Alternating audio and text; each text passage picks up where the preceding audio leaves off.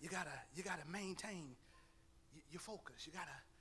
You gotta maintain your focus. Yeah, you gotta. There you go.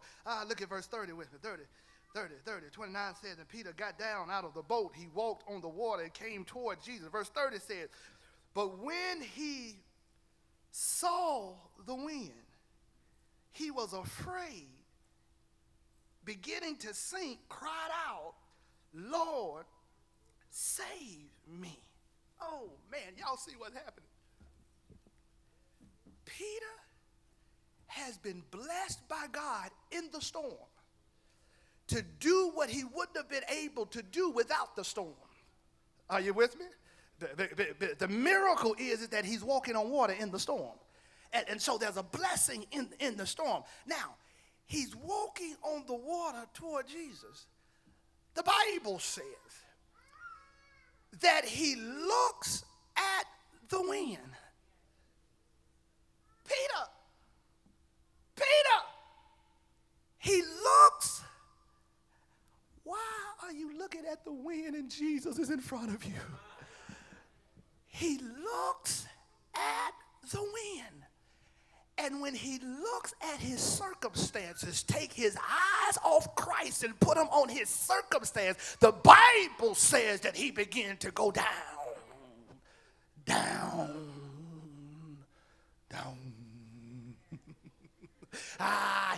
He began to go down. Let me show you how to maintain your focus, my friends. If you're going to maintain your focus, you got to minimize distractions. You got to minimize the distractions in your life. Look, everybody is not happy for you that you off that boat. Don't you think that everybody is happy for you because you're off the boat? Everybody's not glad. In fact, I can imagine that those that are still on the boat are talking stuff like, Peter, what you doing, man? What you doing walking? Get back in this boat. And he became distracted. And once he was distracted, he was able to notice the wind. You got to minimize those things in your life that take your attention off Jesus. You got to move away from people. You got to move away from things that get your attention, because in this season of your life, it's so important that you maintain your focus. And the way you do that is that you got to minimize your distraction. Listen, folk talking about you don't hang out like you used to hang out. You ain't called me at the last time. Say, I'm trying to go somewhere, man. Get over all that. I'm trying to get somewhere. We don't hang out like we used to, like we used to have. Don't and ain't. I got my attention. I'm focused on Jesus. I'm trying to do what he wants me to do. I'm trying to walk in my blessings. Ain't got time to be distracted. So you got to minimize the distractions in your life. But y'all, you see what I like about Peter? When he started to sink, there's something that Peter has that I love. Peter mastered the ability to bounce back. That's what you got to have. If you're going to maintain your focus, y'all, not only must you minimize distraction, you got to master bouncing back. Look, I'm not impressed with you for you to experience a certain level of success that ain't had no trouble.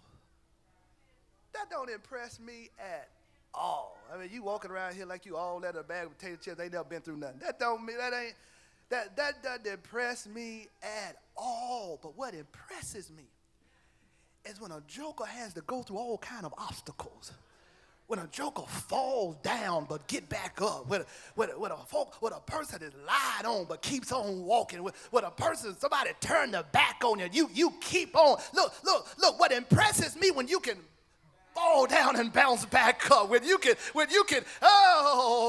take a licking and keep on ticking. That's what impresses me. And Peter, he took his eyes off Jesus, but he said to himself, if he could feed 5,000, if he could cause me to walk on the water, now that I'm sinking, he could get me up out of this thing too.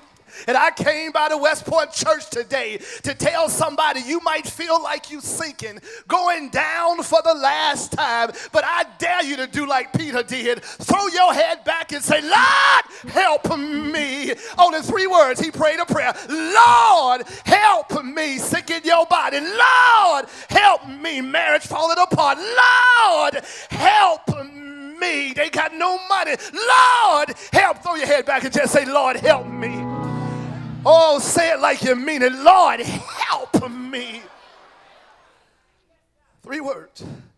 Lord, help me. My grandmama used to say, Lord, have mercy. Lord. Oh, I wish somebody in trouble today just reach down in your spirit and say, Lord, help me. Somebody broke, busted, and disgusted. Go ahead and say, Lord, help me. Children acting crazy. Say, Lord, help me. Got bills at the end of the month. Don't know how you going to pay it. Say, Lord, help me. I need a job to come through for me. Lord, help me. Lord, help me. And the text says, that immediately, I love it, not next week, but immediately the text says that he reaches down and lifts him up. Now, when he lifts him up, y'all, look what it says. Verse 31, it says, immediately Jesus reached out his hand and caught him. He says, you of little faith. He said, why did you doubt? Now, as I preached this text and studied this text before, I've always seen that as a major rebuke. I said, ooh, Jesus going off on Peter.